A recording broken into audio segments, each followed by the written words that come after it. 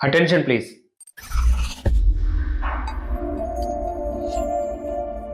భారత సినీ రంగానికి, ముఖ్యంగా తెలుగు చలనచిత్ర అభిమాన జన సందోహానికి లభించిన ఆణిముత్యాల్లాంటి అద్భుత హాస్య నటుల్లో రమణారెడ్డి ఒకరు. రేలంగితో జోడీగా లారెల్ అండ్ హార్డీని స్ఫురింపజేస్తూ ఎన్నో సినిమాల్లో రమణారెడ్డి సందడి చేశారు. ఆ ఇద్దరి కాంబినేషన్లో సీన్లు పడ్డాయంటే చిత్ర నిర్మాతకు కాసుల పంట పండినట్లే.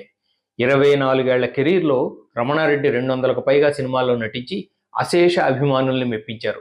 ఆయన సహజ నటనకు గుర్తింపుగా నందితో పాటు ఎన్నో అవార్డులు కోరి వరించాయి.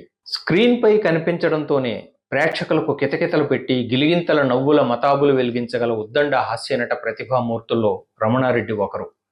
రేలంగి, పద్మనాభం, రాజబాబు, గిరిజ, సూర్యకాంతం వీరంతా ఇంచుమించు సమకాలికులు. ఒకరితో ఒకరు పోటీ పడి నటించేవారు. రమణారెడ్డికి 1వ నెంబర్కు ఏదో సంబంధం ఉంది. ఆయన పుట్టిన తేదీ 1-10-1921. అందులో 4 ఒకట్లున్నాయి. అభిమానుల్ని అర్ధాంతరంగా వదిలిపెట్టి వెళ్ళిపోయిన తారీఖు 11-11-1974. అందులో 5 ఒకట్లు ఉన్నాయి. ఆ 1వ నంబర్ లాగే సన్నగా, పొడుగ్గా, బక్కపలచటి పర్సనాలిటీ రమణారెడ్డిది. సినిమాల్లోకి అడుగు పెట్టకముందు రమణారెడ్డి శానిటరీ ఇన్స్పెక్టర్గా పనిచేసేవారు. హాబీగా మ్యాజిక్ నేర్చుకున్నారు. స్వచ్ఛంద సంస్థల కోసం విరాళాల సేకరణ నిమిత్తం మ్యాజిక్ షోలు ప్రదర్శించేవారు. 1957లో విడుదలైన అక్కా చెల్లెళ్ళు సినిమాలో రమణారెడ్డి మెజీషియన్గా కనిపించారు. నిజ జీవితంలో తీరిక వేళల్లోనూ మ్యాజిక్ చేయడం ఆయనకు సరదా.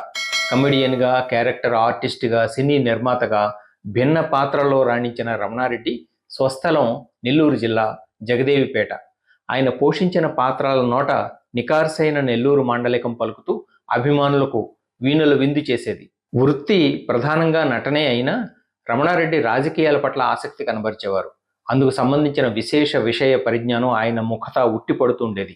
అనంతర కాలంలో భక్తి, దాతృత్వం, రాజకీయాల ముప్పేటతో తెరపైకి వచ్చిన తిక్కవరపు సుబ్బరామిరెడ్డికి హాస్య నట దిగ్గజం రమణారెడ్డి స్వయానా బాబాయ్. దీక్ష, ఆడజన్మ, మానవతి, పల్లెటూరు, పుట్టిల్లు, రోజులు మారాయి, అప్పు చేసి పప్పుకూడు, బండరాముడు, లవకుశ, అగ్గిబరాట, అవే కళ్ళు, గూఢచారి 116, పట్టిందల్లా బంగారం ఇది రమణారెడ్డి సినిమాల జాబితాలో కొంతే.